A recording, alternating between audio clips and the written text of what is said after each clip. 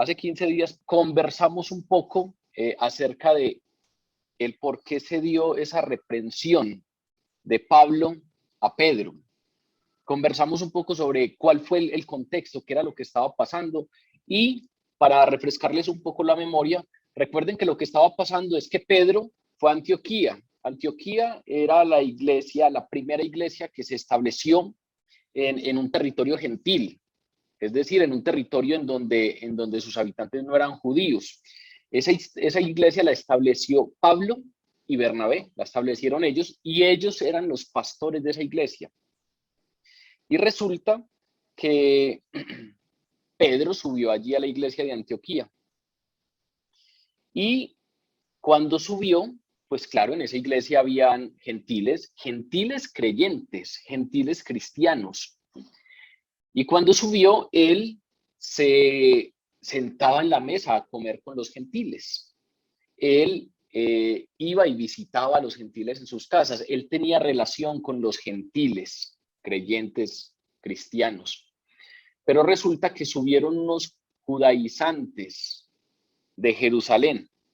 Recuerden que ese término judaizante lo hemos venido hablando mucho en esta carta, porque los judaizantes son judíos que creyeron en Jesús, pero que consideran que la promesa del Mesías es solo para los judíos y que por lo tanto todos los gentiles, todos los que no eran judíos, pues para que les alcance la promesa del Mesías, tienen que primero hacerse judíos, tienen que circuncidarse, tienen que ser hijos de Abraham, tienen que cumplir con todas las estipulaciones de la ley mosaica, etc. Entonces, recuerden que venimos hablando de esos judaizantes que dicen que una persona que no es judía no puede hacerse cristiano. Yo, por ejemplo, no soy judío. Mi familia no es judía. Según estos judaizantes, yo no puedo hacerme cristiano sin antes ser judío. ¿Por qué? Porque la promesa del Mesías, según ellos, era solo para el pueblo judío. Y por lo tanto, esa promesa de salvación que vino a traer Jesucristo alcanzaba solo a aquellos a los que se les había prometido ese Mesías. Los judaizantes entonces son aquellos que, si bien no cierran la puerta a que otras personas puedan creer en Jesús, sí establecían que para creer en Jesús tenían que hacerse primero judíos. Y eso lo conversamos previamente cuando empezamos el capítulo 2. Incluso mencionamos que el primer concilio que se dio en la iglesia, que se llama el Concilio de Jerusalén, se dio en la ciudad de Jerusalén, y ese fue el tema que se abordó en ese primer concilio. En el primer concilio de la iglesia, el tema que se abordó fue el asunto de si los gentiles tenían que ser circuncidados y someterse con una observación estricta a todas las estipulaciones de la ley mosaica para poder ser creyentes cristianos, o si no. Y la conclusión de ese concilio de Jerusalén fue: no le pongan cargas a los hermanos gentiles, no es necesario. Ninguno de nosotros, dijeron ellos, a pesar de que somos judíos, somos justificados por la ley, sino por la gracia. Entonces no le pongan cargas que ni nosotros mismos ni nuestros padres han sido capaces de llevar. Esa fue la conclusión. Y volvió Pablo a Antioquía a seguir ministrando en la iglesia de Antioquía, y Pedro entonces fue a visitarlo. Y cuando Pedro fue a visitarlo, pues vuelvo y repito, comía tranquilamente con todos los creyentes gentiles, visitaba, acompañaba en los ágapes a los creyentes gentiles, pero subieron judaizantes, de Jerusalén, es decir, judíos que creían en Jesús, subieron de Jerusalén, y cuando estos subieron, cambió la actitud de Pedro. Recuerden que esos 3 versículos que estudiamos hace 15 días, Pablo nos está contando qué era lo que estaba haciendo Pedro y cómo a él le pareció que era algo reprensible, que era algo despreciable lo que estaba haciendo Pedro. Y voy a leer esos 3 versículos solamente para que refresquemos la memoria. Capítulo 2 de Gálatas, versículos 11 al 13. Pero cuando Pedro vino a Antioquía, le resistí cara a cara, porque era de condenar. Pues antes de que viniesen algunos de parte de Jacobo, los judaizantes, comía con los gentiles, pero después que vinieron se retraía y se apartaba, porque tenía miedo de los de la circuncisión, es decir, de aquellos que consideraban que para ser cristiano había que estar circuncidado. Y en su simulación participaban también los otros judíos, de tal manera que aún Bernabé fue también arrastrado por la hipocresía de ellos.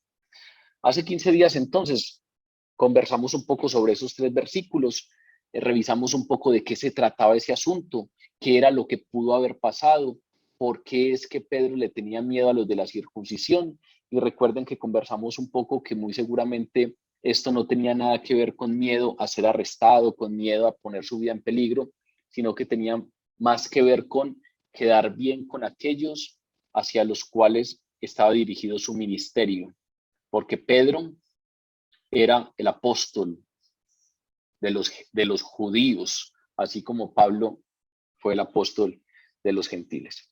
Hago este recuerdo o este resumen rápido de lo que vimos hace 15 días, porque el tema que vamos a conversar hoy se concatena directamente con este asunto.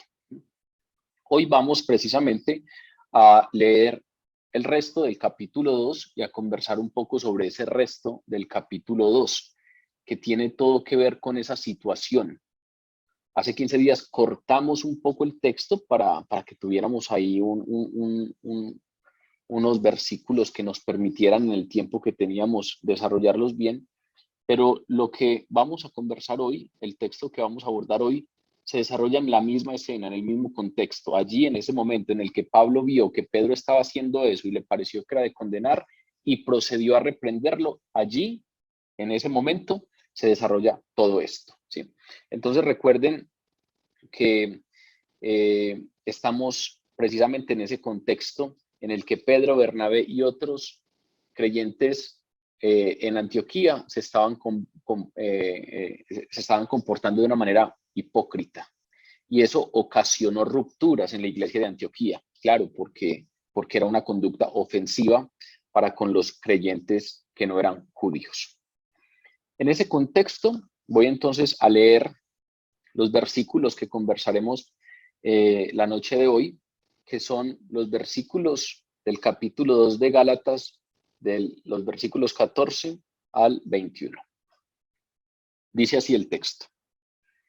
Pero cuando vi que no andaban rectamente conforme a la verdad del Evangelio, dije a Pedro delante de todos, si tú, siendo judío, vives como los gentiles y no como judío, ¿por qué obligas a los gentiles a judaizar?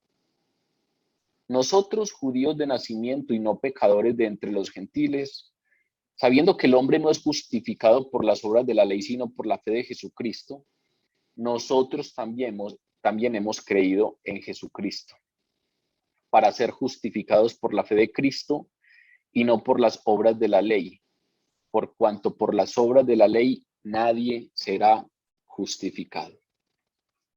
Y si buscando ser justificados en Cristo, también nosotros somos hallados pecadores, ¿es por eso Cristo ministro de pecado? En ninguna manera.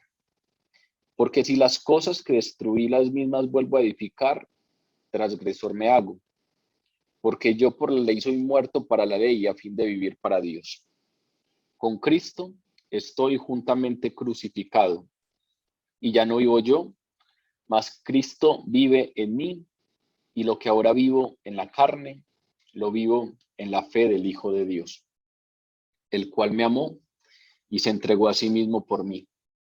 No desecho la gracia de Dios, pues si por la ley fuese la justicia, entonces por demás murió Cristo. Estos versículos que acabo de leer son uno de los compendios más interesantes. Hay varios en los escritos de Pablo, pero este es uno de los compendios más interesantes sobre la doctrina de la justificación. Es uno de los puntos en donde Pablo, dada esa circunstancia que se estaba viviendo, dado ese comportamiento de Pedro, de Bernabé y de otros creyentes judíos, pues procede a explicar y hace una defensa muy concreta de lo que es la doctrina de la justificación. Y entonces hoy vamos a conversar un poco sobre ese asunto de la doctrina de la justificación, guiados por este texto en el cual Pablo nos desmenuza un poco esa doctrina, que es un punto medular de nuestra fe.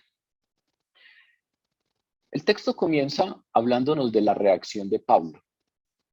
Esos versículos 14 y 15 hablan de una reacción inmediata, como que él vio algo y reaccionó, como cuando uno ve algo y no dice, sí, más adelante tengo que comentarle a esta persona que su actuación no es la mejor, o más adelante tengo que llamar la atención sobre este tema, o no se me puede olvidar más adelante resaltar este asunto.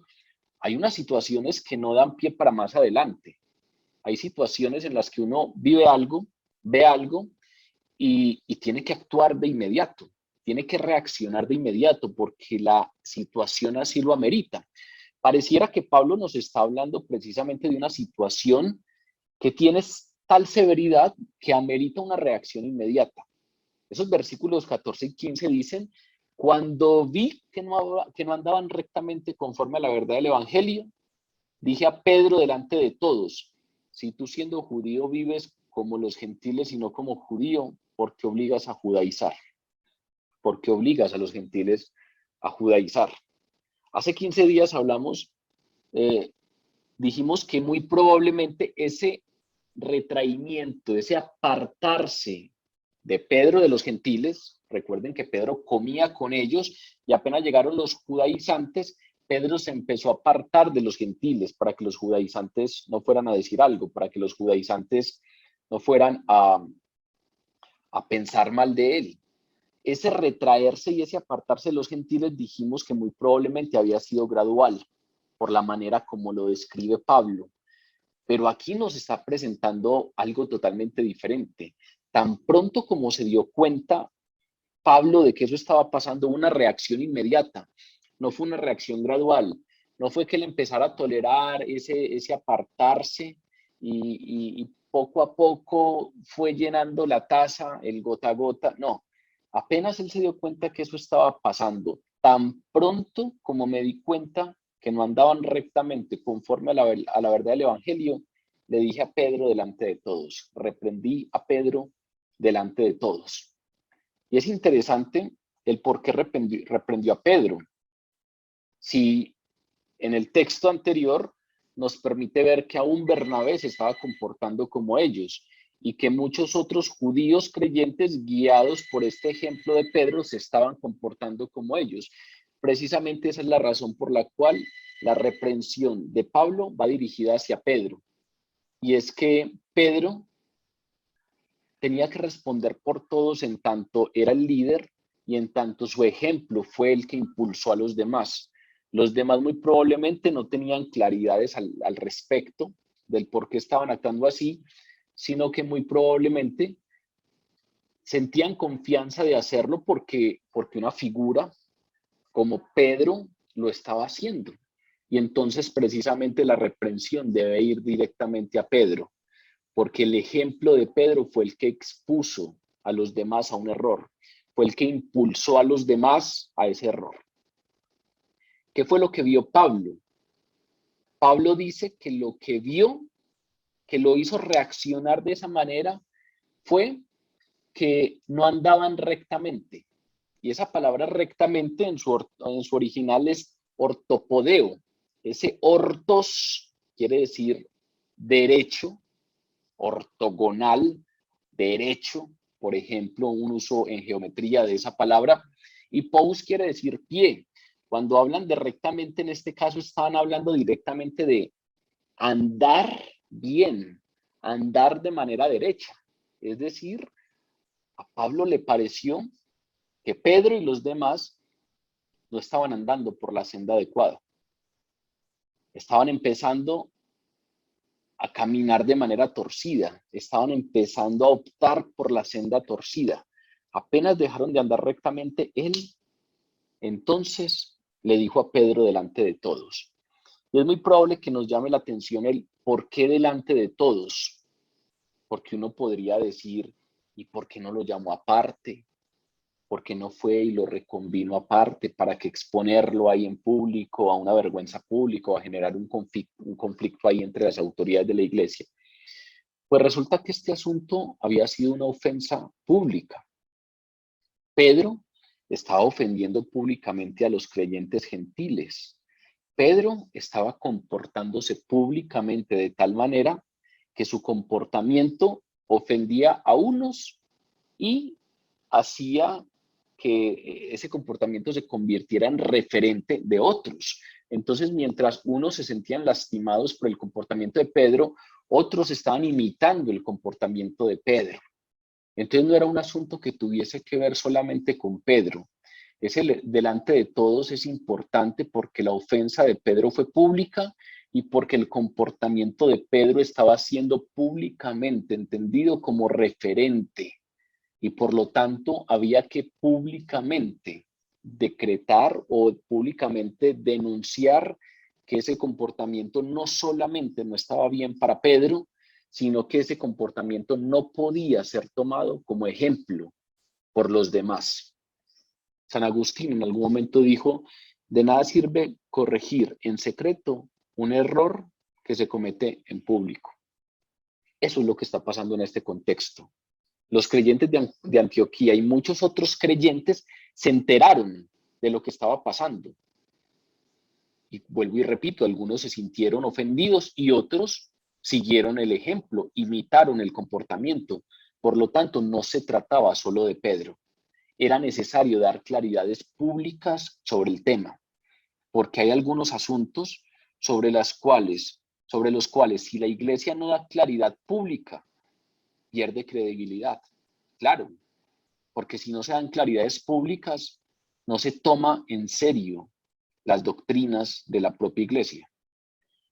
Eso en ocasiones, por asuntos de tolerancia y por asuntos de pañitos de agua tibia entre nosotros, no se asume de manera adecuada y hay conductas que, claro, hay conductas en una persona que se tienen que corregir en privado, pero hay formas de comportamiento general que tendrían que públicamente darse claridades sobre el tema. Lo que aquí está haciendo Pablo es dar una claridad pública sobre el tema. Lo que aquí está haciendo Pablo es cortar de raíz cualquier duda que se tenga sobre este asunto. Ese comportamiento que se está teniendo, ese comportamiento que está llevando a cabo Pedro y que están imitando los demás, hay que públicamente definir que no es el adecuado y que no es andar correctamente conforme a la verdad del Evangelio. Si ustedes ven, en ese limbo de la tibieza moral, hay un montón de dudas y hay un montón de penumbras y de tinieblas y de lugares en los que no damos claridades públicas. Y entonces, pues pareciera que no se tomara en cuenta la iglesia en serio sus propias doctrinas. Aquí Pablo lo que está haciendo es tomarse en serio las doctrinas en las que cree y dar claridades públicas al respecto de esas doctrinas. Pero también es interesante que la corrección venga de Pablo a Pedro, porque para nosotros hoy son dos gigantes de la fe, pero en el momento del que estamos hablando, y lo hemos conversado mucho en esta carta que estamos estudiando, Pedro era un apóstol que era cabeza de la iglesia de Jerusalén, era un apóstol que nadie le pedía sus credenciales apostólicas porque fue uno de los personajes más cercanos a Jesús, a diferencia de Pablo, que Pablo no estuvo en el ministerio terrenal de Jesús y entonces constantemente le tocaba hacer defensa de su apostolado. Entonces, si bien para nosotros hoy en día esos dos son hombres gigantes en la fe, en este contexto en el que estamos hablando, la autoridad de Pedro estaba por encima y tenía un reconocimiento mucho mayor Pedro que Pablo. Entonces no deja de ser significativo que la reprensión venga de Pablo a Pedro. Y es interesante entonces porque eso también nos da el mensaje de que ningún líder cristiano está por encima del cuerpo al que pertenece. El cuerpo es la iglesia Y el bienestar de la iglesia y la bienandanza de la iglesia no se puede supeditar a ningún líder cristiano. Ningún líder está por encima del cuerpo al que pertenece. Y si hay un comportamiento que esté corrompiendo o que deba ser denunciado para que la iglesia esté bien, para que la doctrina de la iglesia esté bien, no sea distorsionada, y entonces hay que hacerlo. Y eso es lo que hizo Pablo. Pablo públicamente entonces está reprendiendo un comportamiento independiente de que el que está llevando a cabo ese comportamiento es alguien que está en términos de autoridad por encima de él. ¿Qué fue lo que le dijo entonces Pablo a Pedro? Si tú siendo judío vives como los gentiles y no como judío, ¿por qué obligas a los gentiles a judaizar? Es una reprensión muy directa, pero al mismo tiempo muy sencilla. Lo que está haciendo aquí Pablo es, primero, recordarle a Pedro su comportamiento previo. Le está diciendo, es que tú vives como los gentiles. Ahora te estás comportando diferente, pero yo te he visto. Te he visto durante todo el tiempo que has estado acá y tú vives como los gentiles. Tú comes con los gentiles, tú estás acompañándolos cuando te invitan a sus casas, aceptas las invitaciones. Tú dejaste de vivir como judío y vives como los gentiles. Y recuerden que eso que le está diciendo Pablo a Pedro es un asunto importantísimo, porque la convicción de Pedro para dejar de vivir como judío y empezar a vivir como gentil, y ya voy a explicar en qué sentido, fue una convicción que le vino directamente de Jesús, de Dios. Recuerden que hace un tiempo hace unas semanas estudiamos que Jesús mismo le dio claridades a Pedro al respecto de que los gentiles también eran parte de la iglesia, al respecto de que su promesa, la promesa de salvación, no era solo para los judíos, sino para los gentiles. ¿Y cómo le dio esa convicción? Recuerden que Pedro estaba en la azotea de la casa donde vivía y tuvo una visión. Y la visión fue que descendió una manta llena de animales de todo tipo, y habían muchos de esos animales que eran impuros. Recuerden que los judíos no comen algunos animales, y algunos de los animales que habían allí eran impuros, por ejemplo el cerdo. Y escuchó una voz, Pedro, que le decía, Pedro, mata y come. Y Pedro le dijo a la voz, no, Señor, de ninguna manera. Nunca he comido animales impuros. Y volví a escuchar la voz por segunda vez, y luego volví a escuchar la voz por tercera vez. Y cuando Pedro respondió lo mismo diciendo, no he comido animales impuros, escuchó la voz que le decía, no llames impuro a lo que yo he purificado. Y en ese momento, Pedro entendió que no tenía que hacer diferenciación de alimentos. Esa es la razón por la que aquí come con los judíos, con los gentiles, perdón. Cuando nosotros leemos aquí en el versículo 12, pues antes que viniesen algunos de parte de Jacobo, comía con los gentiles. Eso pareciera un acto muy inocente de sentarse en una misma mesa, pero no, sentarse en una misma mesa es comer los mismos alimentos. Y recuerden que en ese momento explicamos que, que los judíos comen ciertos alimentos, tiene que sacrificarse el animal de cierta manera. Hoy en día, en términos de mercado, esa comida específica se llama kosher, y hay mercados kosher y hay comida kosher que son las que pueden comer los judíos porque son de animales específicos, los animales son sacrificados de X manera, son los cereales adecuados. Los judíos comen cierta comida, no toda. Cuando aquí nos están diciendo que Pedro comía con los gentiles, es porque él ya no hacía esas diferenciaciones. Él ya comía como comían todos los demás. Y eso fue lo que le dio miedo a Pedro, que los judaizantes lo vieran comer comida que para los judíos era impura. Pero esa convicción de hacer eso no le vino de la nada, le vino en una revelación de Dios. Y recuerden que esa visión no quedó solo allí, sino que luego de que la voz le dijo, no llames impuro lo que yo he purificado, la voz le dijo, van a venir unos varones, unos hombres por ti, buscándote, ve con ellos que yo los he enviado. Y cuando vienen ellos por él, lo llevan a la casa de Cornelio. Cornelio era un gentil, y Pedro mismo dice, nunca hubiese entrado a tu casa si no fuera por la visión que tuve.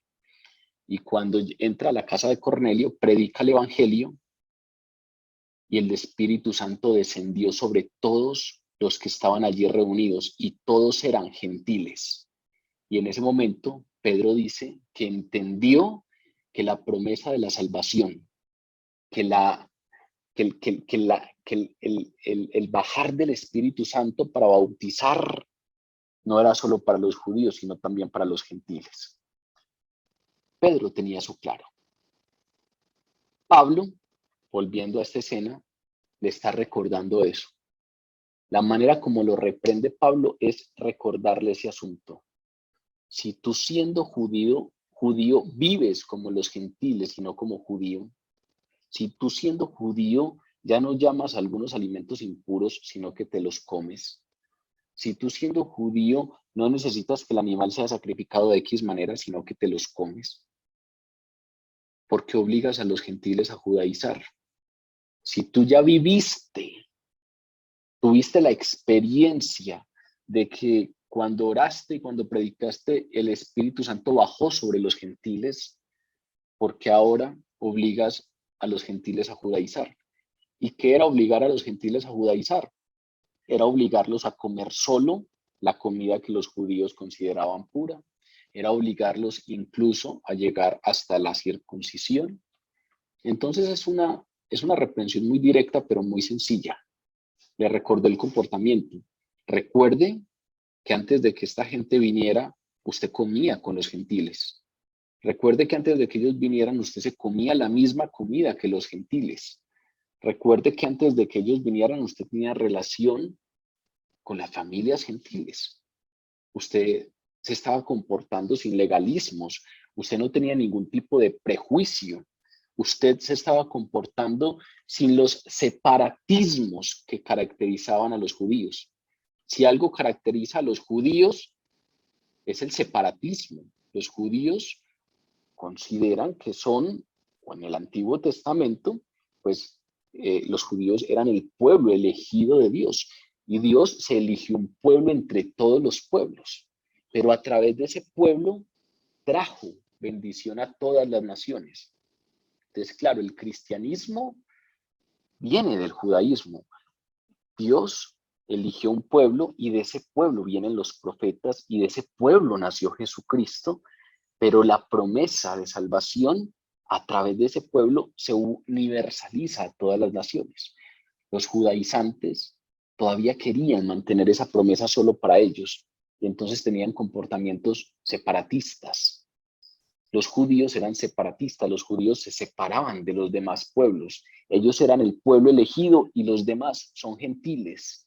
No nos podemos mezclar con ellos. Es un comportamiento que muy probablemente ustedes pueden ver hoy en día en los judíos, sobre todo en los más ortodoxos, que suelen vivir en ciertos guetos, que suelen tener matrimonios solo entre ellos, que tienen escuelas o colegios solamente para ellos, que tienen hábitos específicos entre ellos y que no permiten que nadie entre allí. ¿Por qué? Pues porque todavía creen en ese mandato del Antiguo Testamento del separatismo, del no mezclarse con otras naciones. Y les voy a explicar un poco de qué se trataba eso, porque eso tiene su razón de ser, también para que entendamos un poco el porqué de los judíos, que ustedes muy probablemente conocen algunos judíos hoy en día, porque el actuar así de los judíos. Durante siglos, los judíos fueron y han sido conocidos por tener leyes muy estrictas, y esas leyes los separan de las otras naciones. Esas leyes los separan de los que ellos denominan los gentiles. Los gentiles son todos aquellos que no son judíos. Y es porque bajo el antiguo pacto, el pacto del Antiguo Testamento, Dios estableció leyes específicas sobre la dieta. Si uno lee el Antiguo Testamento específicamente, hay leyes sobre la dieta, sobre la forma de comer y muchas otras restricciones. Esas restricciones y esas leyes sobre la dieta, que son leyes ceremoniales, fueron absueltas, fueron quitadas por Jesús, precisamente con visiones como las que acabo de mencionar de Pedro. Pero ellos todavía conservan estas restricciones. Ellos todavía conservan ese comportamiento relacionado con esas leyes específicas que se encuentran en el Antiguo Testamento sobre las dietas. ¿Para qué Dios dio esas restricciones tan específicas que los hacen separarse de los demás pueblos?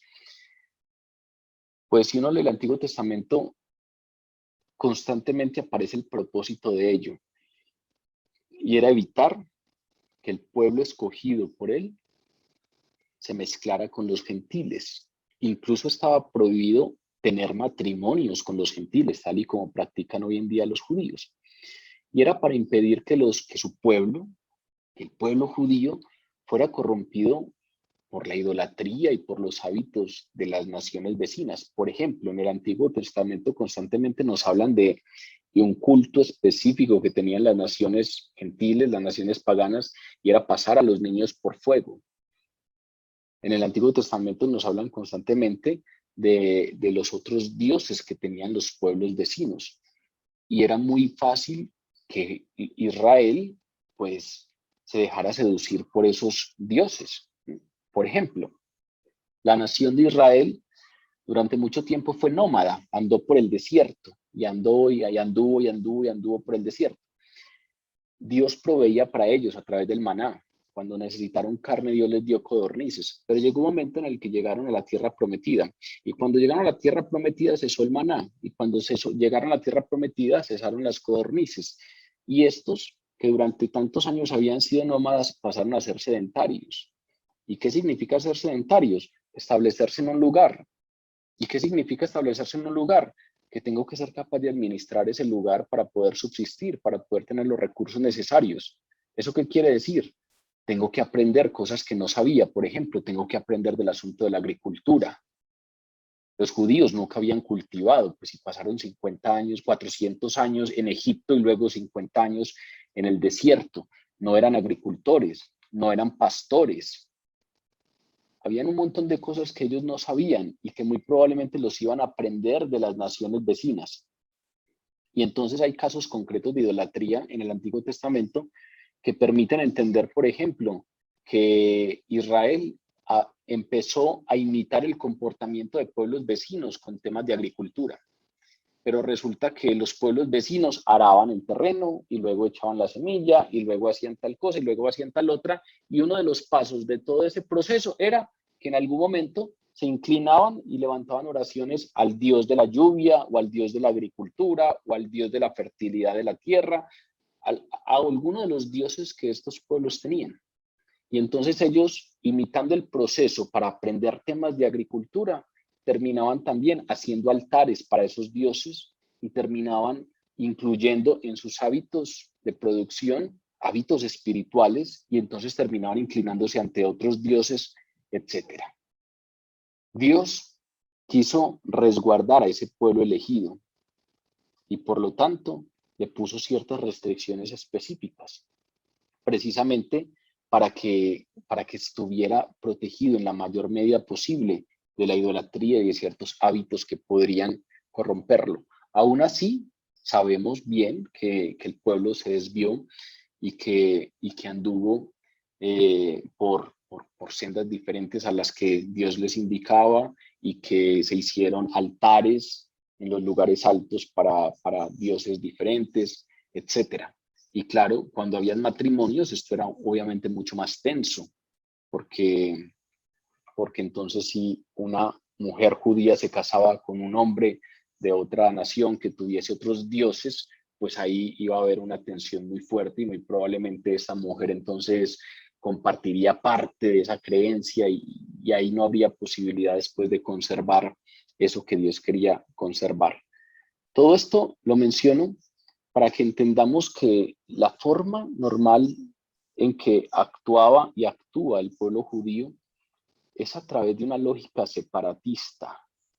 Ellos procuran separarse, procuran mantenerse aislados. Los más ortodoxos hoy en día, por ejemplo, procuran no tener acceso a Internet, procuran no tener un smartphone en su bolsillo porque a través de ese acceso a Internet pueden obviamente tener muchas más vertientes para terminar haciendo algo diferente a lo que Dios quiere de ellos. Entonces tiene unas lógicas muy separatistas. Hoy en día, claro, también tenemos que conservarnos, pero no desde el separatismo en términos de el que es gentil está fuera, porque obviamente el separatismo de los judíos no es solamente un separatismo por conservación espiritual, sino que es un separatismo que cree que ellos son el pueblo elegido de Dios y que son el único pueblo de interés para Dios y que por lo tanto el otro está fuera. El otro no está contemplado en esas promesas. El otro no tiene parte en la herencia. El cristianismo no habla de eso. El cristianismo interpreta la promesa que se le dio a Abraham. Recuerden que cuando Abraham fue a sacrificar a su hijo Isaac, y Dios le dijo, detente, no levantes la mano contra el muchacho. Después de hacer eso, dada la fidelidad de Abraham, Dios le dio una promesa y le dijo, en ti serán benditas todas las familias de la tierra. Entonces, desde el patriarca Abraham, desde las raíces del judaísmo, está la promesa clara de la universalización de la promesa de salvación. Es de eso de lo que está hablando Pablo. Pablo aquí está reprendiendo a Pedro y le está diciendo, antes de que estos llegaran, tú estabas comportándote sin prejuicios, sin separatismos. No tenías problema con compartir una visita a tal casa que no son circuncidados, porque comparten tu misma fe, son cristianos. No tenías problema en sentarte a comer cerdo con los gentiles, porque Dios te mostró que no debías llamar impuro lo que él había purificado. Dios te mostró que no hace impuro al hombre lo que entra, sino lo que hay adentro del corazón. Te estabas comportando sin lógicas separatistas. Ahora, apenas llegaban estos, empezó a comportar diferente. Claro, hay que aclarar que en el Antiguo Testamento hay lógicas separatistas, pero que la tradición rabínica las aumentó. La tradición rabínica puso añadiduras y añadiduras a las regulaciones bíblicas al punto de que el separatismo de los judíos aumentó. Hoy en día, por ejemplo, se permite comprar carne en un mercado gentil siempre y cuando el animal haya sido sacrificado por un judío. Ese tipo de estipulaciones son dadas por la tradición rabínica, no por lo establecido en la palabra. Como ven, aquí Pablo lo que le está diciendo a Pedro es que él ya había entendido que esa separación ceremonial que había sido enseñada en el Antiguo Testamento ya no era válida, que después de la experiencia que él tuvo de la visión con los animales impuros y después lo que vivió en la casa de Cornelio, ya él había entendido que gracias a la obra reconciliadora de Jesús en la cruz, ya no aplicaba esa separación ceremonial que es enseñada en el Antiguo Testamento. Él lo tenía claro.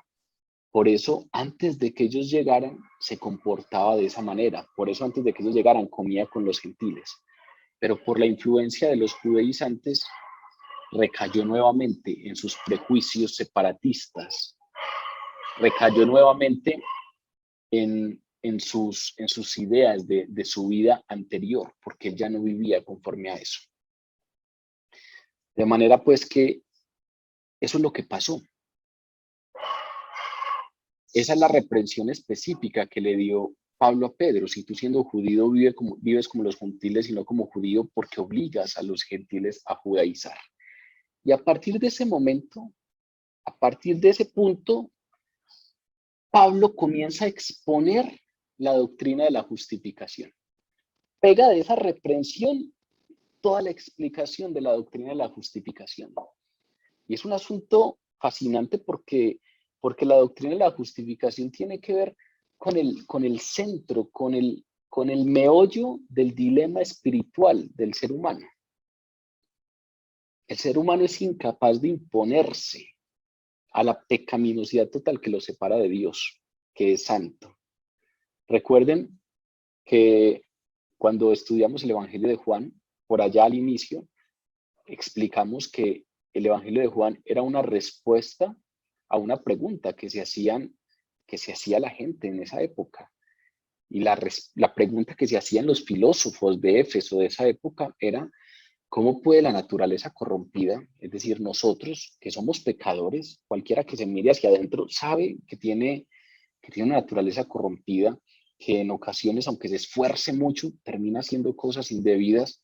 ¿Cómo puede alguien que tiene naturaleza corrompida relacionarse con la causa no causada, es decir, con Dios? Así le llamaban los filósofos, la causa no causada. En otras palabras era: ¿cómo puede lo santo tener relación con lo corrompido?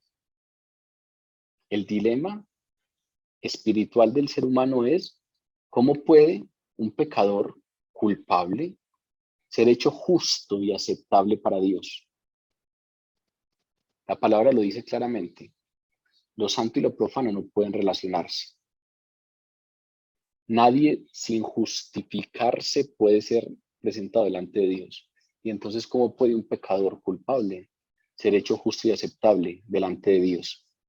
Si la palabra misma dice: todo aquel que haya transgredido la ley en un solo punto se hace transgresor de toda la ley. Esto es obviamente un tema para cada uno. Este es un punto en el cual cada uno de nosotros podría mirar hacia adentro, pensar en su vida durante los años que tenga y pensar si ha sido transgresor de la ley, al menos en un punto. Y muy seguramente nos vamos a dar cuenta que hemos sido transgresores y somos transgresores constantes de la ley. Por la palabra dice claramente: aquel que haya sido transgresor de la ley, al menos en un punto, se hace transgresor de toda la ley. Y por lo tanto, es pecador. Y la paga del pecado es la muerte. Cuando entonces uno compara su vida con el referente de la ley, viene el meollo o el dilema espiritual del hombre. Soy totalmente incapaz de imponerme a la pecaminosidad que me separa de Dios.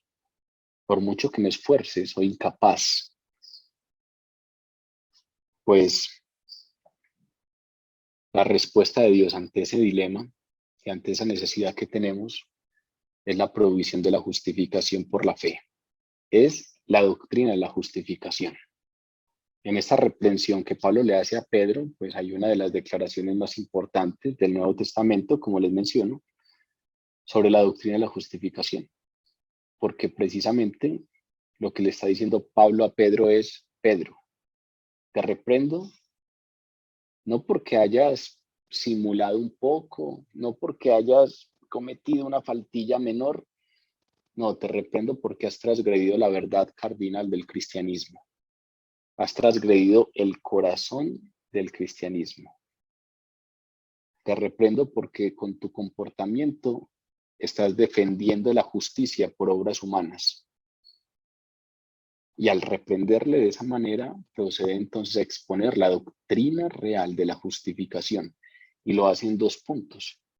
El primer punto lo expone en los versículos 15 y 16, que es en donde nos enseña en qué consiste la justificación. Y luego, en el resto del texto, de los versículos 17 al 21, hace una defensa de esa doctrina de la justificación. Vamos entonces, en lo que nos resta del grupo de hoy, a abordar esos dos puntos, el versículo 15 y 16, para entender en qué consiste la doctrina y luego a aproximarnos un poco a esa defensa que hace Pablo de la doctrina de la justificación. ¿En qué consiste? Dice los versículos 15 y 16. Nosotros, judíos de nacimiento y no pecadores de entre los gentiles, sabiendo que el hombre no es justificado por las obras de la ley, sino por la fe de Jesucristo, nosotros también hemos creído en Jesucristo para ser justificados por la fe de Cristo y no por las obras de la ley, por cuanto por las obras de la ley nadie será justificado. Comienza hablando de un nosotros, y cuando él habla de nosotros, no solamente se refiere a Pedro y a Bernabé y a los otros judíos, se incluye él. Es decir, está hablando de los judíos cristianos, porque recuerden que Pablo también era judío, aunque era un apóstol cuyo ministerio fue dirigido a los gentiles. Pablo es judío, de la tribu de Benjamín, era fariseo. Entonces la primera parte del argumento de Pablo es, hasta nosotros, que somos judíos de nacimiento, hasta nosotros siendo judíos hemos creído en Jesús, hasta nosotros que siendo judíos sabemos realmente lo que significa vivir por el sistema de la ley. Nosotros que siendo judíos conocemos qué es tener la ley como forma de vida, conocemos qué es vivir bajo esas restricciones, conocemos qué es intentar vivir de X manera sin contaminarme con esto, comiendo esto otro, intentar vivir conforme a todas las regulaciones establecidas. Si nosotros que hemos sido judíos por nacimiento, sabemos qué es lo que implica vivir en función de esas exigencias rituales, en función de todas esas regulaciones de la religión. Y si nosotros, con todo eso, sin embargo, fuimos salvados, fue por creer en Jesús y no por la ley.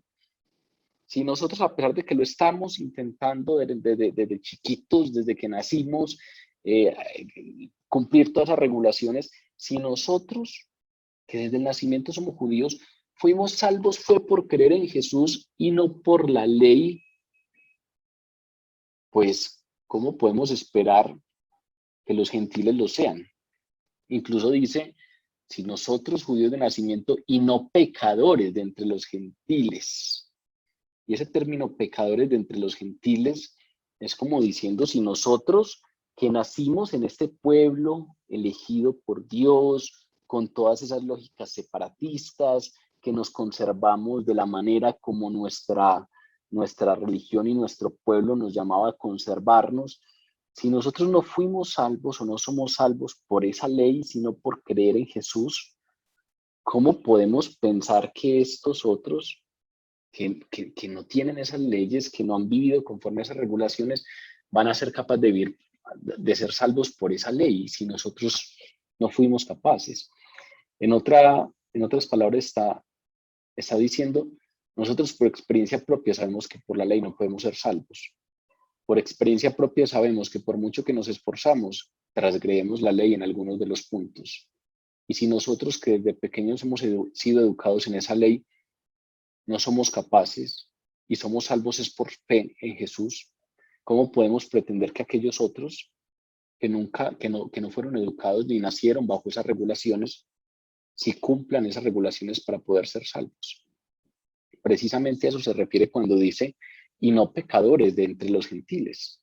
No está diciendo que los gentiles tengan unas conductas pecaminosas e inmorales en ese sentido explícito de la palabra, sino más bien en el sentido usado por los judíos, en el sentido en que en la mente de la mayoría de los judíos, los gentiles eran pecadores por naturaleza porque no tenían ley que les guiara a agradar a Dios. Pablo, en cambio, está diciendo algo que es totalmente contrario. Pablo aquí lo que está diciendo es que con ley o sin ley, ninguna persona se salva sin creer en Jesús. Pablo aquí lo que está diciendo es que ellos nacieron en el judaísmo, pero su salvación es por creer en Jesús. Aquellos pueden no tener ley, pero su salvación viene, es por creer en Jesús. Estos entonces, los judíos, Pablo, Pedro, Betsabé, etc., nosotros, como dice Pablo, judíos de nacimiento y no pecadores entre los gentiles, sabiendo que el hombre no es justificado por las obras de la ley, sino por la fe de Jesucristo. Vean que aquí empieza a hablar de la justificación, sabiendo que el hombre no es justificado por las obras de la ley, sino por la fe de Jesucristo. Nosotros también hemos creído en Jesucristo, y vuelve y repite la palabra, para ser justificados por la fe de Cristo y no por las obras de la ley, por cuanto por las obras de la ley nadie será, y vuelve y repite a la palabra, justificados. En este fragmento que estamos leyendo hoy, en unos pocos versículos, Pablo nos permite entender que su punto central es la doctrina de la justificación, que su doctrina esencial es la doctrina de la justificación, porque precisamente utiliza 4 veces la palabra, la forma verbal de la palabra justificación. Y esa palabra justificación, que en griego es dikaio, es una palabra que tenía que ver con la sentencia de un juez. La sentencia de un juez que declaraba a una persona justa ante la ley. Cuando una persona era presentada ante un juez porque estaba siendo acusada de algún delito, pues esa inspección del juez de los sucesos y de la persona podía llevar a una condena o a una justificación. Cuando el juez decía dikaio o justificado, era que el juez estaba declarando a esa persona justa ante la ley. Es decir, el juez estaba diciendo que esa persona no tenía ninguna deuda con la ley, que es todo lo opuesto a ser culpable o a ser condenado. Específicamente en la Biblia, esa palabra justificación se refiere a cómo Dios declara al pecador libre de culpa. Es decir, cómo Dios, a pesar de que somos pecadores y por lo tanto recae sobre nosotros un peso, pues cómo Dios, a pesar de que somos pecadores, nos declara libre de culpa. Nos dice, esta persona no tiene ninguna deuda con la ley. Y la manera en que lo hace no es porque no hayamos cometido nada.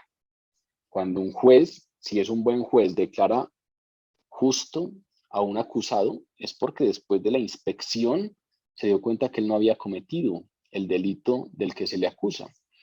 Pero precisamente por eso Pablo comienza por donde comienza. Pablo comienza diciendo, si nosotros judíos de nacimiento y no pecadores de entre los gentiles, sabiendo que el hombre no es justificado por las obras de la ley, sino por la fe en Jesucristo, nosotros también hemos creído en Jesucristo para ser justificados por la fe en Cristo. Si nosotros, siendo judíos de nacimiento e intentando cumplir la ley, somos justificados, es por la fe. Lo que aquí Pablo está diciendo es, cualquiera de nosotros que se presente ante el tribunal divino y sea inspeccionado por sus obras, cualquiera de nosotros tendría que ser declarado culpable si se tratara de nuestro cumplimiento de la ley. Porque vuelvo y repito, el que transgrede un punto de la ley se hace reo de la ley entera, se hace transgresor de la ley entera. Es más, la palabra misma dice, el que dice que no peca hace mentiroso a Dios, porque no hay justo ni uno solo, solo Jesucristo. De manera pues que estamos hablando de un concepto que es un concepto legal. Ser justificado es, no tenemos deudas con la ley. Pero Pablo comienza dando claridades que sí tenemos deuda con la ley. Pablo comienza diciendo, aún nosotros siendo judíos, no somos capaces de ser declarados justos por la ley. Es decir, si nos inspeccionan en cada uno de los puntos de la ley, vamos a ser declarados culpables.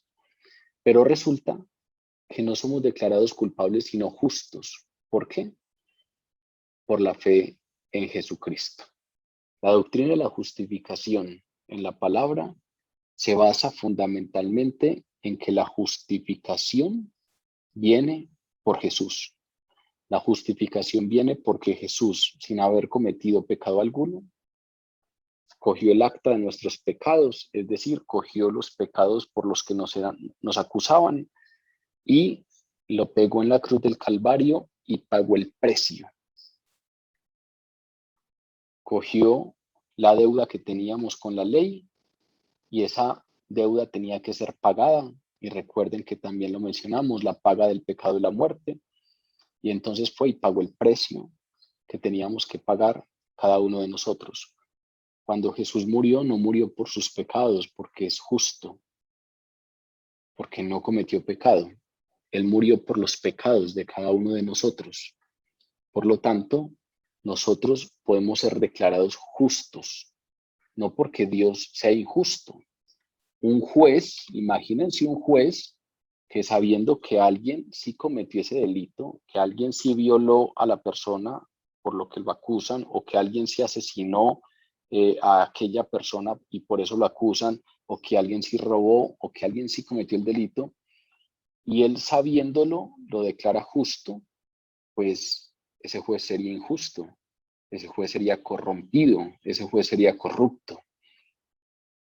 Esa es la razón por la cual, pues, Dios no va en contra de su propia justicia. Dios no simplemente dice, chasqueo los dedos y perdonado, porque sería declarar justo al culpable.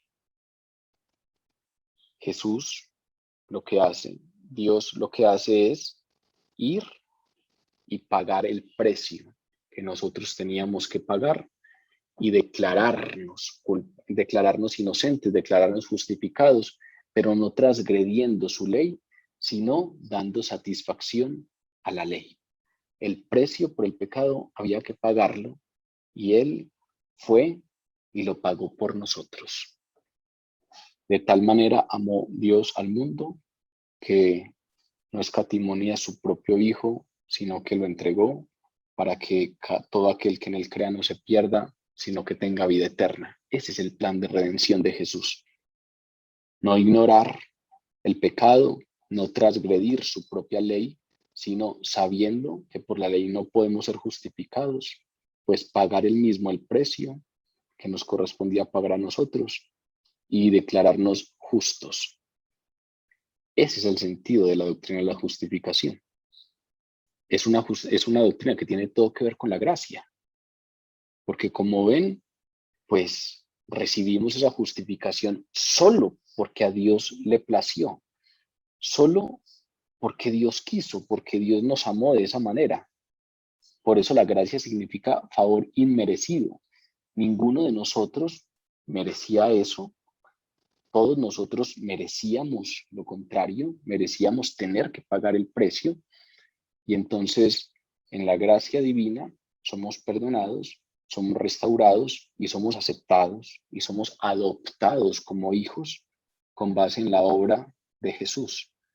Eso es la doctrina de la justificación. Por eso Pablo continúa diciendo, nosotros también hemos creído en Jesucristo para ser justificados por la fe de Cristo y no por las obras de la ley, por cuanto por las obras de la ley nadie será justificado. Lo dice de una manera totalmente clara. Nadie será justificado por las obras de la ley.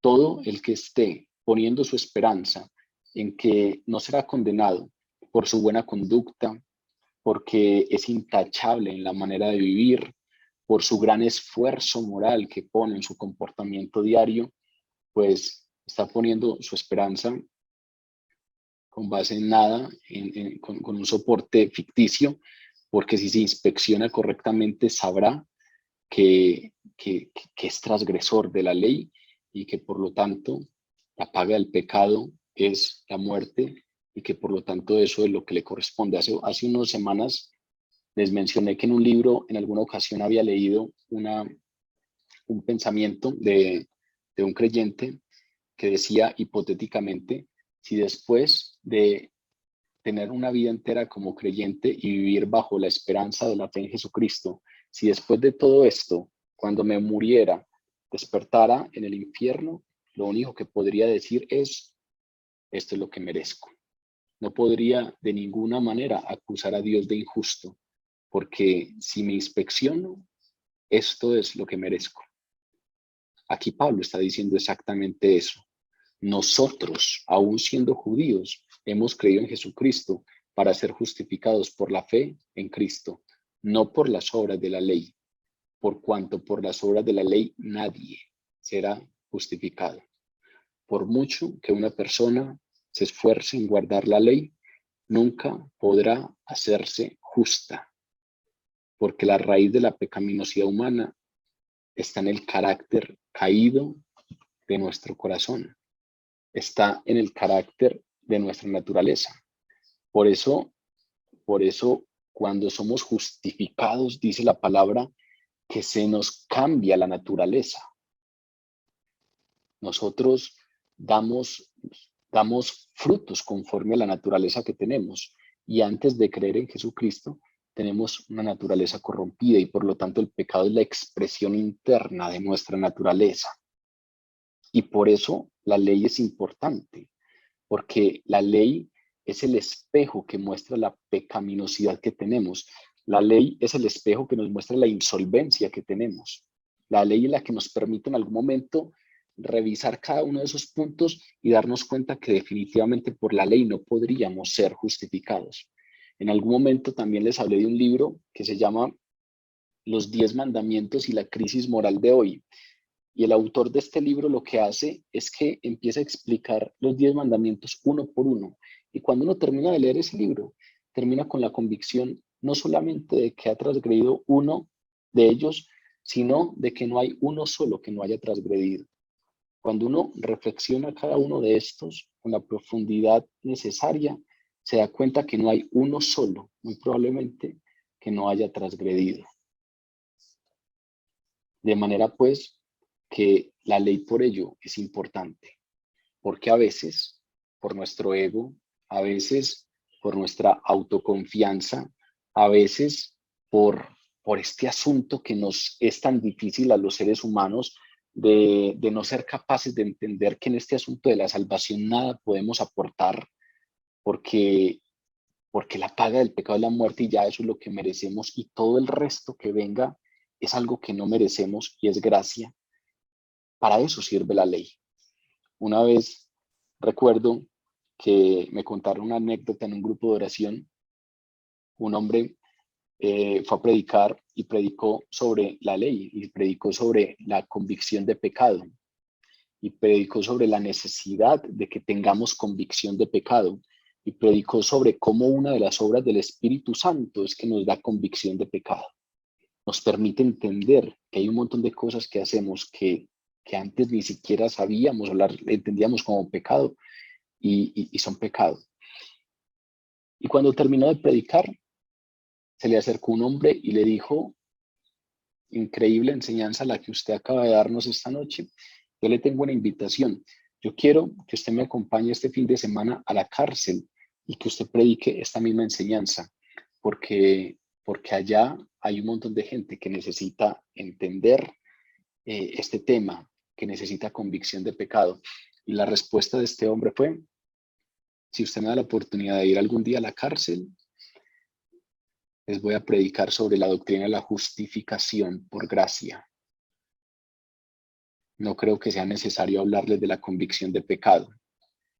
A los que estamos aquí afuera, toca empezar por convencernos de que somos pecadores para que después entendamos que efectivamente la única manera de ser salvos es por la justificación por la fe, como aquí lo dice claramente este texto. Pero decía él, los que están allá adentro metidos en una celda, ya socialmente nos hemos encargado tanto de hacerles entender que son pecadores, que no creo que haya que repetírselos más. Ellos tienen totalmente claro que no merecen nada, Ellos tienen totalmente claro que son pecadores. El problema es para los que estamos afuera, que sí, no hemos cometido delitos sociales, muy seguramente, tan graves como aquellos, eh, pero que por eso entonces tenemos la falsa confianza de que por nuestros propios esfuerzos y basados en nuestra propia justicia podríamos ser presentados como justos delante de Dios. Esa es la gran importancia de la ley. La ley es importante porque cuando la meditamos podemos tener plena conciencia de nuestra pecaminosidad y plena conciencia de nuestra total insolvencia para ser declarados justos. La gran importancia de la ley es que revela el pecado, no que lo remueve. Pero cuando nos revela el pecado, estamos en el momento justo, perfecto, para entender la doctrina de la justificación. En estos dos versículos, Pablo declara que la salvación es por medio de la fe en Cristo y no por la ley 3 veces, como para que se nos quede claro, como que él sabe que es un asunto tan difícil de entender para nosotros, que quiere que se nos quede totalmente claro que la salvación es por la fe en Jesucristo, no por la ley, no por cumplir la ley. Hace una primera declaración general, diciendo, el hombre no es justificado por la ley, sino por la fe en Jesucristo. Sabiendo que el hombre no es justificado por las obras de la ley, sino por la fe en Jesucristo. Así comienza el versículo 16. Como hablando en términos generales, ningún ser humano es justificado por las obras de la ley, sino por la fe en Jesucristo. Pero luego hace una declaración personal. Nosotros también hemos creído en Jesucristo para ser justificados por la fe de Cristo y no por las obras de la ley. Ningún hombre es justificado, pero nosotros tampoco. Nosotros, por mucho que seamos judíos, por mucho que seamos rigurosos, Pablo dice que era riguroso en el cumplimiento de la ley, fariseo de fariseos, judío entre los judíos. Nosotros también hemos creído en Jesucristo para ser justificados por la fe en Cristo y no por las obras de la ley. Y hace una tercera declaración que es universal. Por cuanto por las obras de la ley nadie será justificado. Esas tres declaraciones afirman lo mismo. La salvación es a través de creer en Jesús. Y no existe una sola añadidura humana a la obra de Cristo que sea efectiva para la salvación. Nuestras obras, después de creer en Jesús, son un proceso de santificación. No son una añadidura para nuestra salvación. No hay una sola obra humana que sea efectiva o aceptable para nuestra salvación. La obra de Jesús es suficiente para que seamos justificados. Por eso la justificación es por la fe en Cristo y no por las obras de la ley, por cuanto por las obras de la ley nadie será justificado. Suena redundante, suena repetitivo, lo sé, pero suena repetitivo porque Pablo lo hace repetitivo. Y Pablo muy seguramente lo hace repetitivo porque necesita o sabe la incapacidad que tenemos para entender estos asuntos. Sabe las vueltas que le damos a estos asuntos. Y por eso deja totalmente claro, estos versículos no nos dan lugar a duda. Por las obras de la ley nadie será justificado. Es por la fe en Cristo Jesús. Y la fe en Cristo Jesús no es un reconocimiento intelectual de que Jesús murió y resucitó por el pecado. No es un asunto de conocer, es un asunto de una confianza personal en que su muerte quita y perdona mis pecados propios. Por eso la definición de fe en Hebreos es un asunto de confianza, de convicción, la certeza de lo que se espera. Yo sé lo que espero. La fe es la certeza de lo que se espera y la convicción de lo que no se ve. No es que hoy caí y entonces ya de pronto tambalea mi salvación, es que hoy tuve un desliz. La fe es, tengo plena claridad de que la muerte y resurrección de Cristo quitan y perdonan mis pecados. y que soy justo no por mi propia justicia, sino por la justicia de Jesús que murió por cada uno de mis delitos. Eso no tiene nada que ver con un reconocimiento intelectual. Eso tiene que ver con confianza personal. Por eso constantemente repetimos, aunque este sea un grupo de estudio, usted puede ser oidor de la palabra o puede ser vividor de la palabra.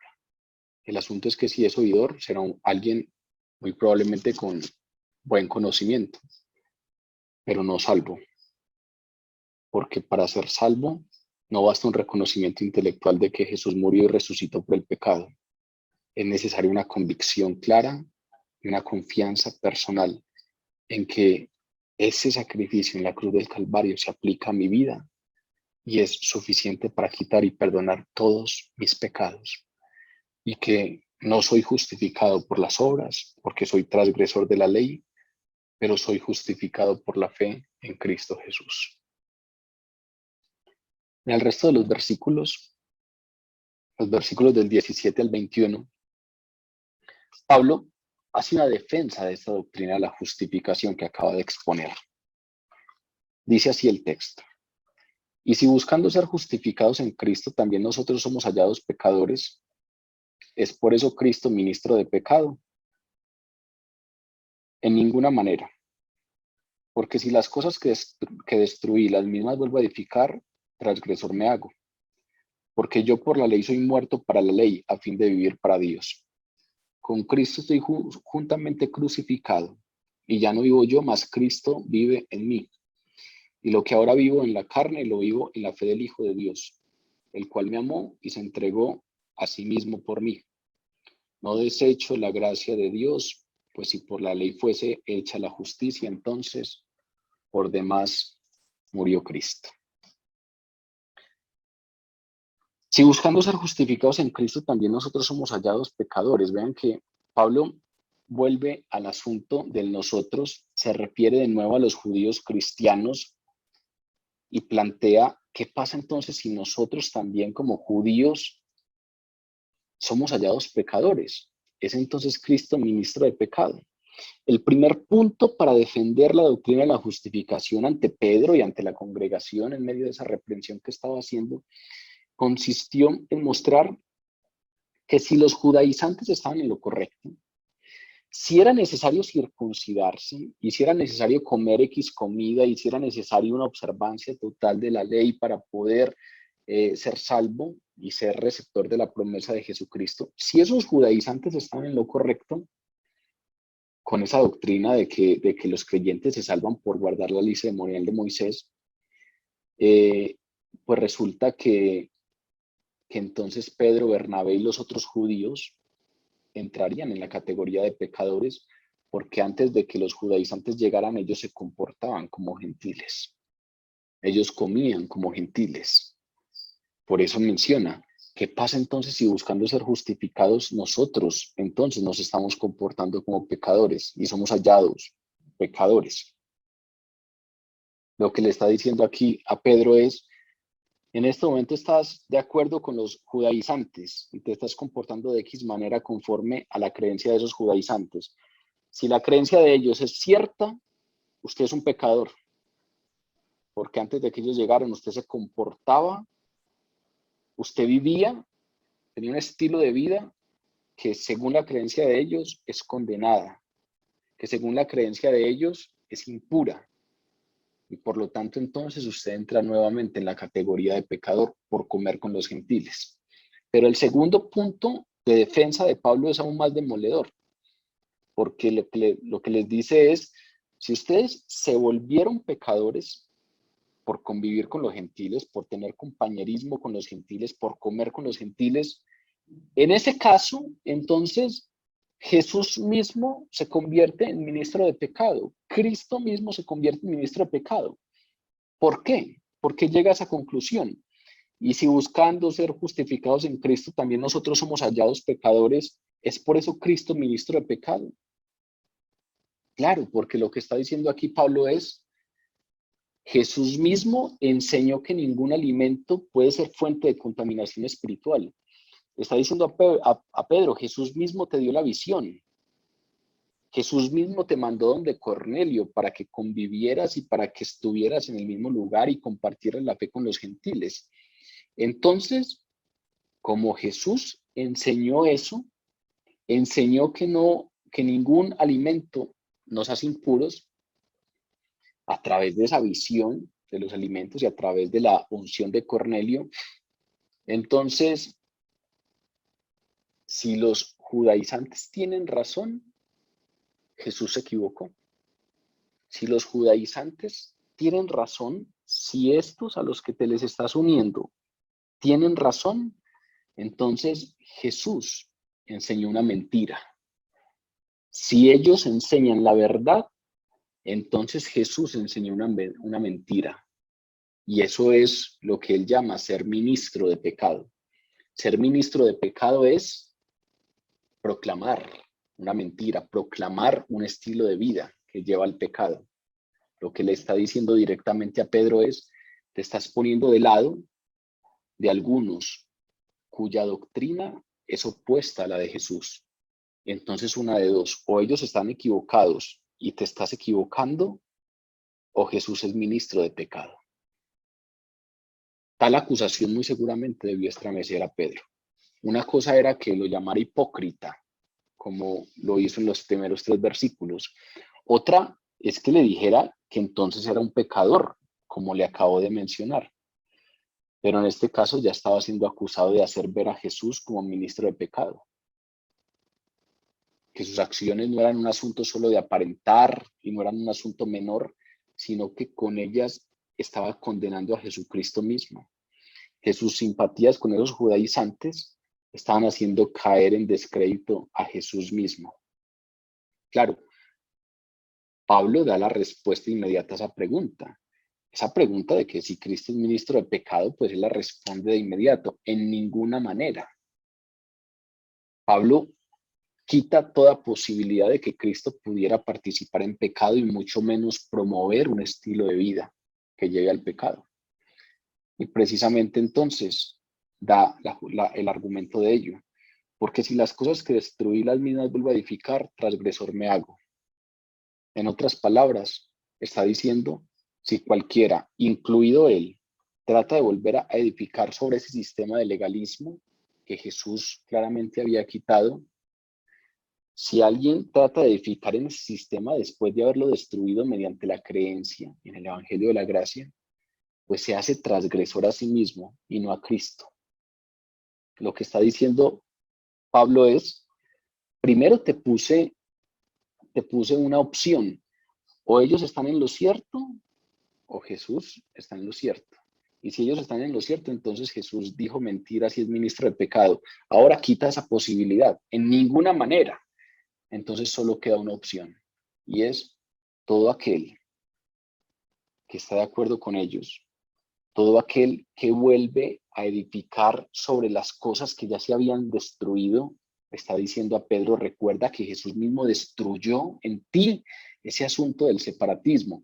Si sigues edificando en las cosas que ya han sido destruidas, entonces transgresor me hago.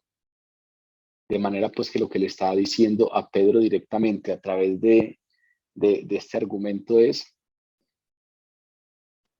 tienes que darte cuenta que es un hipócrita y un pecador el que abandona la enseñanza de Jesús. Si Jesús enseñó la verdad, entonces aquel que abandona la gracia por volver a la ley es un hipócrita y es un pecador. Y eso es lo que le está diciendo directamente a Pedro. Tú sabes qué enseñó Jesús. Jesús te dio la visión. Jesús te llevó a la unción en casa de Cornelio, en la que el Espíritu Santo se derramó sobre los gentiles. Y entonces, ahora, dejando la gracia y volviendo a la ley, lo que estás haciendo es abandonar la enseñanza de Jesús. Y es por ello que eres un hipócrita, porque tú no vives así. Solo empezaste a vivir así cuando llegaron estos judaizantes. Si comulgas con ellos, entonces no comulgas con Jesús. Porque yo por la ley soy muerto para la ley, a fin de vivir para Dios. Es como si estuviese diciendo, yo jamás podría hacer algo así, pero no por mí, no porque moralmente sea superior a nadie, sino porque por la ley soy muerto para la ley, a fin de vivir para Dios. Está diciendo, ahora que he aceptado la gracia, morí para la ley y jamás podría volver a ese sistema, porque si vuelvo a ese sistema, no viviría para Dios. Está dándonos claridades sobre el asunto de que la ley no es el amo del creyente, Dios lo es. Y la relación del creyente con la ley no es lo que lo salva, sino su relación con Dios. Pablo aquí se está refiriendo al hecho de que una persona, cuando cree en Jesús, cuando ejerce su fe en el Señor Jesús, es colocada en una unión espiritual con Cristo, es colocada en una unión con Jesús en ese suceso de su muerte y su resurrección. Y entonces, en ese momento, el pago por completo de ese pecado queda saldado. Y en ese momento, entonces, las personas mueren para la ley a fin de vivir para Dios. En otras palabras, lo que está diciendo es, si un hombre es condenado en un delito cualquiera a pena de muerte y recibe el castigo, ya la ley no tiene nada que reclamar sobre su vida. Ese hombre ha pagado con su vida la deuda que tenía con la sociedad. Pues aquí lo que le está diciendo es, cuando nosotros realmente creemos en Jesús y entendemos que Él murió por nosotros y que allí fue colocada el acta de nuestros pecados, pues sabemos que morimos en Cristo para tener una vida nueva y que somos libres de cualquier reclamo de la ley sobre nuestra vida, porque Jesús ha pagado la demanda de la ley al morir por nosotros en la cruz. Y por lo tanto, la justificación se entiende claramente a través de la fe. Por eso dice Pablo, con Cristo estoy juntamente crucificado. Ya no vivo yo, mas Cristo vive en mí. Volver a someterse a la ley equivale a cancelar esa unión con el sacrificio de Cristo en la cruz. Volver a someterse a la ley equivale a renunciar a esa unión que se tiene con Jesús y a esa convicción de que es solamente su muerte en la cruz la que puede justificarme. Y en consecuencia es volver a vivir bajo el régimen del pecado y de la ley. Eso es lo que estaba haciendo Pedro. Pedro, aunque tenía convicciones claras, se estaba dejando llevar por apariencias, por mantener el buen nombre, y entonces estaba volviendo a creer que tenía que comportarse de X manera. Muy probablemente no para ser salvo, porque lo tenía claro, pero su ejemplo estaba llevando a otros a que pensaran que ese sistema legalista era necesario para ser salvos. Termina diciendo Pablo, lo que ahora vivo en la carne, lo vivo en la fe del Hijo de Dios, el cual me amó y se entregó a sí mismo por mí. Lo que está diciendo es que la consecuencia de la justificación es que ahora puedo vivir para Dios porque Cristo vive en él. Ahora puedo vivir para Dios porque Cristo vive en mí. La vida que recibo por fe es lo que me hace vivir en la fe. Ese término griego que se traduce como estar vivo en la fe, ese estar vivo es en tiempo perfecto y ese tiempo verbal quiere decir que hay una acción que fue completada en el pasado, pero que rinde resultados continuos. Es decir, ya eso quedó consumado, ya Jesús murió por mí, pero eso tiene resultados en mi vida constante. Eso me hace vivir constantemente, pero una vida distinta en fe. Cuando un creyente confía en Jesús para su salvación, participa espiritualmente con Jesús en su crucifixión y en su victoria sobre el pecado, por lo que tiene una nueva vida. Esa es la razón, dice Pablo, por la que puede ahora no vivir en la carne, sino vivir en la fe del Hijo de Dios. si ustedes ven, no solamente nos está hablando de las consecuencias de la justificación, sino que nos está hablando también del motivo principal por el cual Jesús nos justificó. Lo que ahora vivo en la carne, lo vivo en la fe del Hijo de Dios, el cual me amó y se entregó a sí mismo por mí. El motivo principal por el que fuimos justificados no es porque tengamos mérito alguno, no es porque haya esfuerzo alguno que hayamos hecho, no es porque hayamos hecho algo tan significativo que Dios se fijó en nosotros y por lo tanto entonces somos salvos. El motivo específico por el cual somos justificados es uno solo, el cual me amó y se entregó a sí mismo por mí. Somos justificados porque Él se entregó y el motivo para esa entrega es que nos amó. Ese es el motivo de la justificación y el principio de toda devoción, de toda obediencia espiritual. A partir de conocer esto, obviamente, somos llamados a una vida diferente, a una vida conforme a lo que Dios quiere de nosotros, que es lo que en la doctrina cristiana llamamos proceso de santificación.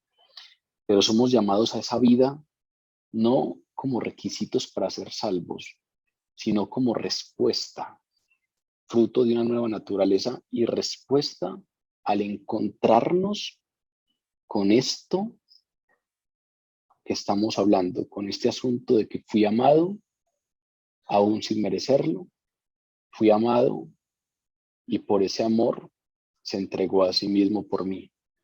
Por ese amor no me dio lo que merecía, sino lo que necesitaba, y su gracia y su favor me alcanzaron, y por amor pagó lo que yo debía pagar, y por amor entregó su vida en la cruz del Calvario, y por ello soy hoy justificado, y solo por eso hoy, a pesar de que soy pecador, puedo venir delante de Dios con confianza y presentarme justificado delante de Él, no por mi propia justicia, sino por la justicia de Jesús, que por fe recae sobre cada uno de nosotros.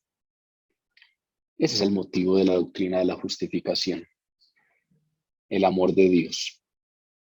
El motivo detrás de la gracia salvadora de Dios es el amor. Por eso la gracia es un favor inmerecido, no es por merecimiento alguno, es por amor. En este texto, Pablo ha dado claridades frente a lo que es la justificación. Ha hecho una reprensión directa a Pedro, diciéndole: lo que has hecho no es menor. Es que comulgar con los judaizantes es comulgar con el sistema de la justificación por la ley, por las obras.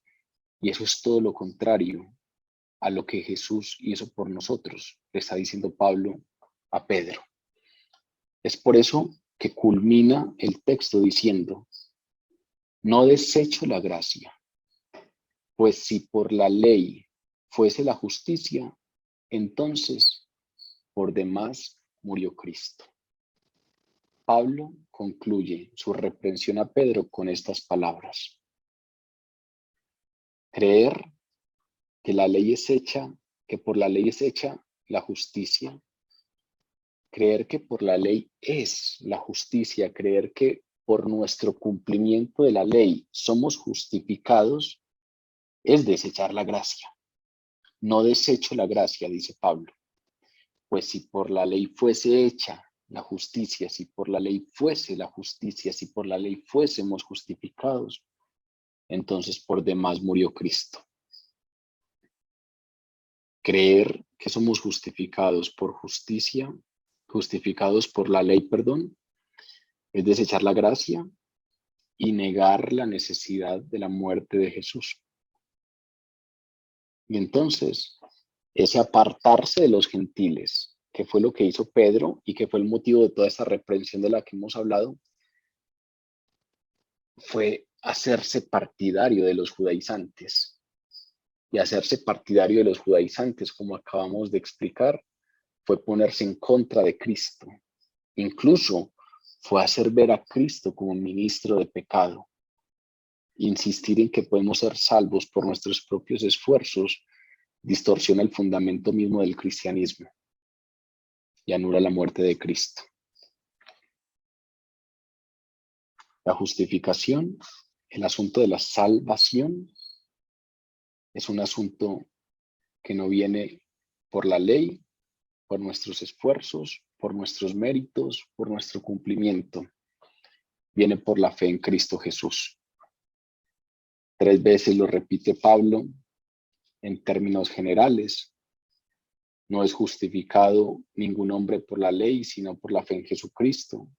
Luego, en términos personales, nosotros también hemos creído en Jesucristo para ser justificados por la fe de Cristo y no por las obras de la ley. Y luego, de manera universal, por cuanto por las obras de la ley nadie será justificado. Y concluye diciendo, no desecho la gracia de Dios, porque si por la ley fuese la justicia, entonces por demás murió Cristo. Ya habrán momentos para hablar de lo que son nuestras obras. Con calma vamos a ir llegando al capítulo 5 de la carta a los Gálatas, en donde muy probablemente algunas de las preguntas que puedan suscitar temas como este quedarán resueltas. Claro, en todo este asunto, pues nuestras obras tienen un papel específico. Somos llamados a tener una vida conforme a lo que Dios quiere y demanda de nosotros. Pero la palabra hace claridad, da claridades sobre lo que es la salvación y sobre lo que es la santificación. La santificación es un proceso en el cual somos pulidos, somos moldeados y es la obra del Espíritu Santo constantemente en nosotros.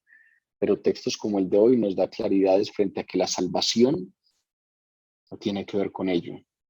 Eso es un resultado de la salvación. A la salvación no se le añade nada. A la obra de Cristo Jesús no se le añade nada.